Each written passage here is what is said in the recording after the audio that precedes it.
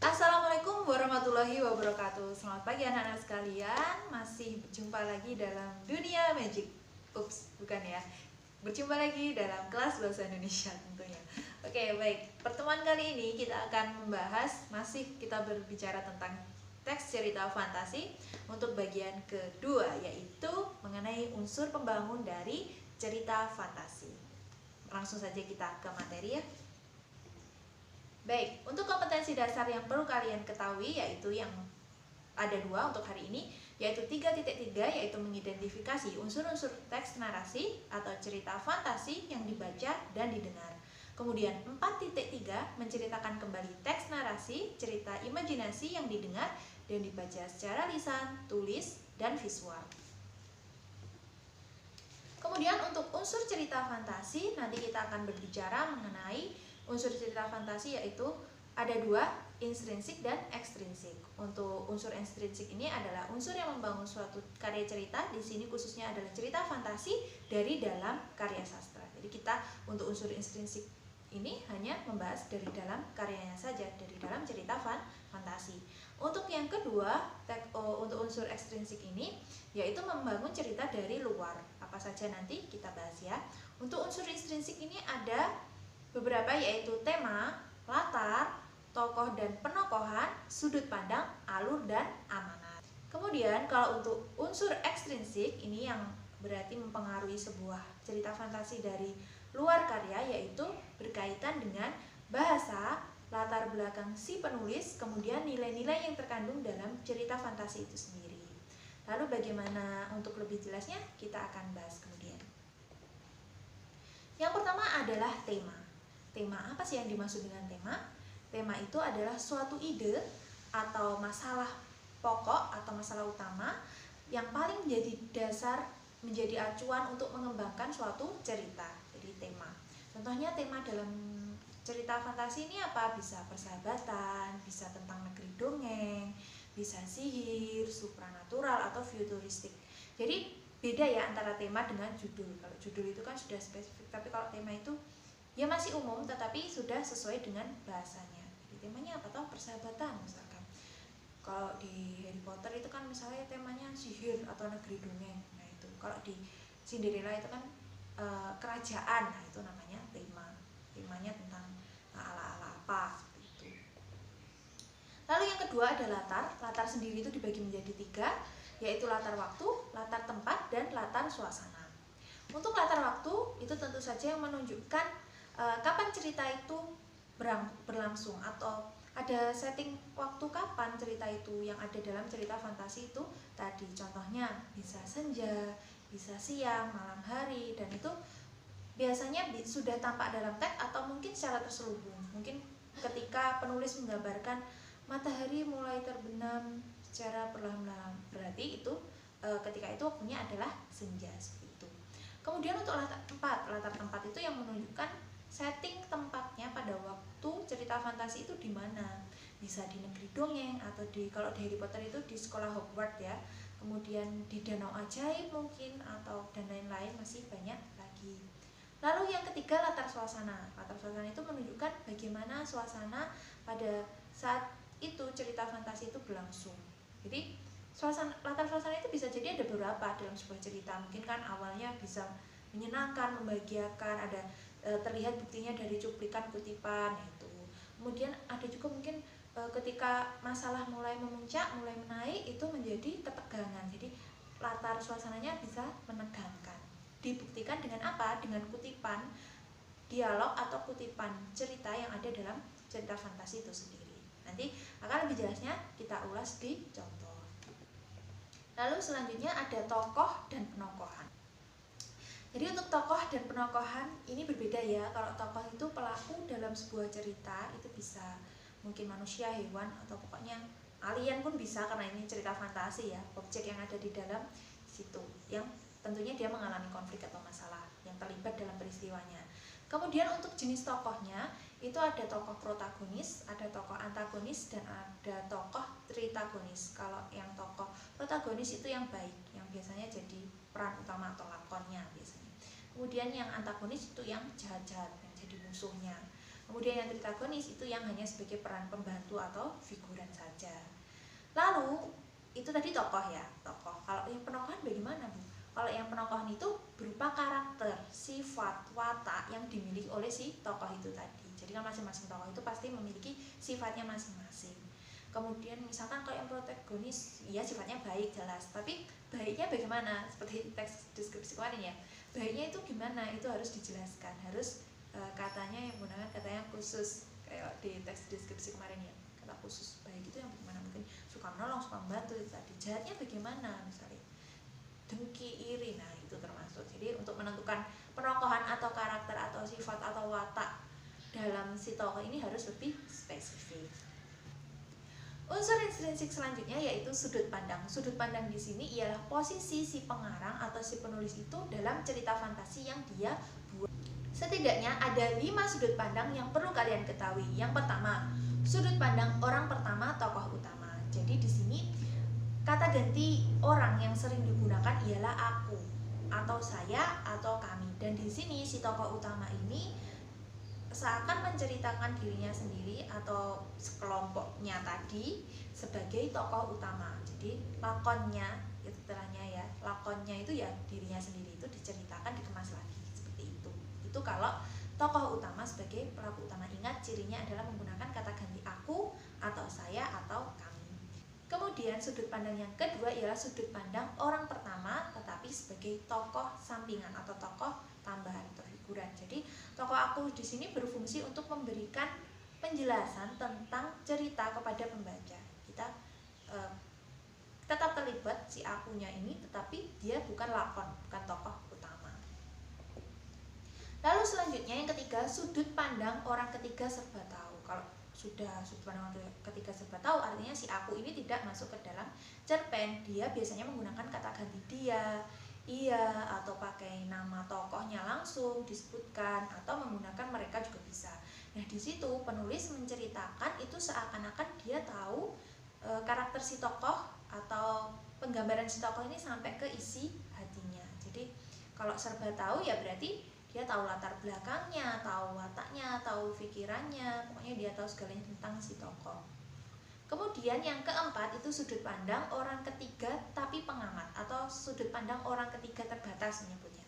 Itu di situ penulis menceritakan, tetap ya sama untuk kata gantinya, kata ganti orangnya itu sama, dia, mereka atau disebutkan aja nama tokohnya, tapi dia hanya menceritakan tentang penampakan dari luarnya saja. Dia tidak sampai tahu pikiran si tokoh, tidak tahu tentang isi hatinya si tokoh, itu tidak tahu. Itu namanya sudut pandang ketiga tapi hanya pengamat atau sudut pandang orang ketiga sebagai pengamat atau sudut pandang orang ketiga terbatas. Lalu yang kelima yaitu sudut pandang campuran. Kalau sudut pandang campuran itu adalah kombinasi atau kompilasi antara sudut pandang orang pertama dan sudut pandang orang ketiga. Jadi digabungkan menjadi satu dalam satu cerita fantasi. Itu untuk sudut pandang. Selanjutnya yang kelima, unsur intrinsik yang kelima ialah alur. Alur tadi pada pertemuan sebelumnya sudah kita bahas ya. Suatu jalannya cerita dalam cerita fantasi itu disebut dengan alur. Kronologis, urutan peristiwa itu namanya alur. Alur di sini jenisnya ada 3, yaitu alur maju, kemudian alur mundur dan alur campuran. Kalau maju itu ya diceritakan dari awal cerita berurutan naik kemudian menuju ke akhir penyelesaian, itu namanya alur maju. Tetapi kalau alur mundur itu berarti dia dari belakang dulu, dari penyelesaian kemudian menuju ke awal lagi. Nah seperti itu. Jadi alurnya mundur. Biasanya sih ini digambarkan dengan ingatan si tokoh. Jadi si tokoh mengingat apa yang pernah terjadi di masa lalunya, itu juga bisa menjadi alur mundur. Kemudian ada alur campuran. Kalau campuran ini ada alur majunya, tetapi kadang juga si tokoh itu membayangkan apa yang terjadi di masa lalu. Nah itu bisa menjadi alur campuran. Nah yang sering pun juga ini, yang sering dipakai juga alur campuran, jadi tidak terpatok. Selanjutnya kalian perlu tahu untuk alur lengkap ya, alur secara lengkap itu yang pertama ada tahap pengenalan atau orientasi. Di sini berfungsi untuk mengantarkan cerita mengenai pengenalan latar ceritanya di mana, misalnya pada suatu hari di negeri dongeng. Nah itu namanya orientasi atau pengenalan.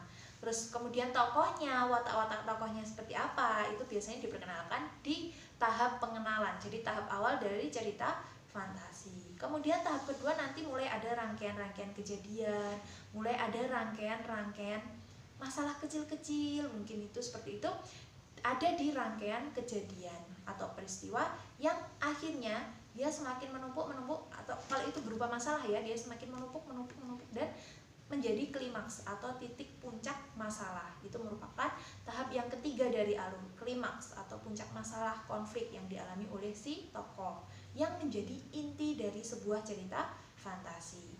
Dan yang terakhir, nanti masalah mulai kelar, masalah mulai selesai, mulai ada penyelesaian, mulai berdamai dengan keadaan, turun, semakin turun, dan itu menjadi resolusi. Resolusi ini menjadi penyelesaian atau peleraian, menjawab masalah utama tadi yang ada di klimaks tadi, diselesaikan dalam resolusi ini dalam bentuk rangkaian cerita atau peristiwa berupa kesimpulan bisa atau penutup cerita. Jadi itu untuk alur ya, rangkaiannya seperti itu, untuk alurnya lengkap. Tapi ada beberapa juga cerita itu yang tidak ada penyelesaian. Jadi biar si pembaca itu penasaran, dibuat aja sampai klimaks, terus masalah meninggi dan dibiarkan begitu saja. Jadi tidak ada penyelesaiannya, sehingga akhirnya, kalau kalian bilang akhirnya menggantung, artinya tidak jelas bagaimana akhirnya. Itu artinya bagaimana si penulis ingin menyerahkan sepenuhnya kepada si pembaca bagaimana akhirnya, atau bisa jadi itu ada episode selanjutnya agar si pembaca ini lebih tertarik untuk membaca kelanjutan dari episode cerita fantasinya, seperti itu. Lalu unsur intrinsik yang keenam ialah amanat. Amanat ini adalah pesan yang ingin disampaikan dari penulis kepada pembaca. Pesan ini bisa berupa pesan moral atau mungkin ajakan kebaikan dan lain-lain. Intinya tentang mengajak tentang kebaikan. Itu untuk unsur intrinsik. Selanjutnya kita belajar tentang unsur ekstrinsik, yaitu unsur yang mempengaruhi sebuah cerita fantasi itu dari luar karyanya itu sendiri. Yang pertama ialah bahasa. Bahasa yang digunakan dalam cerita fantasi ini dipengaruhi pula oleh bahasa si pengarang. Misalkan ya, si pengarangnya ini berasal dari Jawa. Nah, dia dalam membuat cerita fantasi itu bisa memasukkan beberapa unsur bahasa Jawa, atau dari Sunda menggunakan bahasa Sunda, atau mungkin cerita fantasi dari Inggris ya, tentu saja menggunakan bahasa Inggris, seperti itu. Jadi bagaimana bahasa itu mempengaruhi cerita fantasi itu ya dari segi bahasa daerah yang mungkin digunakan. Lalu unsur bahasa daerah ini sangat mungkin sekali dimasukkan dalam cerita, bisa full mungkin menggunakan bahasa daerah, atau mungkin hanya beberapa kutipan. Itu menambah daya tarik dari sebuah cerita, unsur bahasa. Lalu yang kedua yaitu latar belakang si pengarang atau si penulisnya. Latar belakang ini bisa jadi mengenai sejarah hidup si penulisnya. Mungkin si penulis pernah punya pengalaman apa, berkhayal misalkan, karangan-karangan, atau dia juga pernah menghasilkan sebuah buku atau cerita sebelumnya. Nah, itu biasanya dipengaruhi oleh itu juga. Kalau misalnya dia suka genrenya yang negeri dongeng, saya ingin membuat yang baru lagi, tetapi juga tentang negeri dongeng lagi, dengan mungkin settingnya berbeda, tokohnya berbeda, itu bisa mempengaruhi. Kemudian latar belakang itu bisa juga terdiri dari biografi si pengarang, kondisi psikologisnya si pengarang ketika menulis cerita fantasi itu. Kondisi psikologis itu misalkan ketika menulis cerita fantasi itu dia sedang sedih, si penulis itu sedang sedih, akhirnya cerita fantasi yang dia buat ya menyedihkan. Misalkan dia sedang bersemangat, akhirnya tetap ada konflik, tetapi nuansanya itu sudah berbeda. Lalu aliran sastra yang dianut pengarang itu juga bisa mempengaruhi dari cerita fantasi yang akan dibuat oleh si penulis. Lalu unsur ekstrinsik yang ketiga yaitu nilai-nilai yang terkandung dalam cerita fantasi. Cerita fantasi itu di sini kan juga mengandung nilai kehidupan ya. Selalu ada nilai kehidupan yang mungkin berlaku dalam masyarakat. Nilai-nilai itu bisa jadi merupakan nilai moral, sosial, budaya, atau adat istiadat, dan religi. Karena kita bahas coba ya untuk nilai masing-masing. Untuk nilai moral ini kaitannya adalah dengan akhlak baik buruknya seseorang. Contohnya adalah nilai moralnya yaitu berbakti kepada orang tua, atau kejujuran, kesabaran, keikhlasan. Nah, itu bisa mempengaruhi nilai moral dari suatu cerita fantasi. Kemudian nilai sosial yang mungkin seorang penulis itu ingin mengadaptasi suatu nilai sosial dalam masyarakat, norma atau aturan dalam kehidupan bermasyarakat yang otomatis kalau namanya nilai sosial itu pasti berhubungan dengan orang lain. Contoh nilai sosial yaitu bisa kebiasaan saling memberi atau tingkah rasa, saling menghormati pendapat orang lain, itu bisa dimasukkan ke dalam teks cerita fantasi melalui dialog-dialog atau kutipan-kutipan cerita yang ada di dalam cerita fantasi.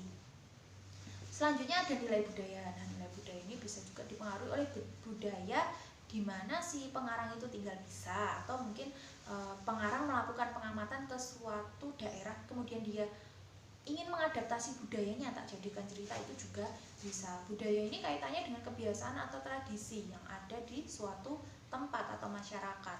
Contohnya ya di sini nilai budaya itu ada tentang perkawinan, jadi tentang prosesi perkawinan atau tentang prosesi kematian, cara berpakaian, budaya keseniannya atau upacara adatnya, itu bisa. Jadi kombinasi antara daya khayal dan daya budaya itu tadi, budaya dan tapi dirubah sedikit menjadi khayal, itu juga bisa, imajinatif itu kan bisa. Kemudian selanjutnya ada nilai religi. Dari namanya ada kelihatannya religi, agama. Religi itu artinya berkaitan dengan kehidupan beragama. Contohnya di sini ialah bagaimana cara beribadah kepada Tuhan misalkan itu, atau sistem kepercayaannya.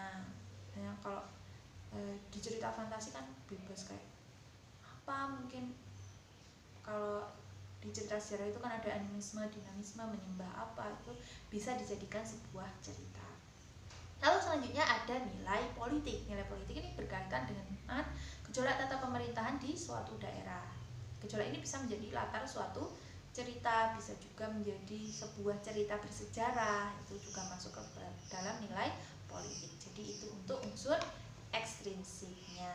Nah, itu ya untuk apa yang kita pelajari hari ini adalah tentang unsur pembangun cerpen, yaitu ada dua, unsur intrinsik yang membangun dari dalam, ada unsur ekstrinsik yang membangun suatu cerita dari luar. Nah, demikian. Nanti untuk lebih jelasnya kita bisa menganalisis suatu cerita fantasi dalam suatu forum diskusi yang akan kita lanjutkan ya. Lalu demikian untuk pertemuan kali ini. Untuk selanjutnya nanti kita akan membahas mengenai struktur dan kebahasaan dari cerita fantasi ini. Demikian ya. Jadi pertemuan kali ini cukup sekian. Semoga kalian lebih memahami kembali tentang cerita fantasi, mengenai unsur-unsur yang membangunnya. Dan sampai jumpa di pertemuan selanjutnya. Wassalamualaikum warahmatullahi wabarakatuh.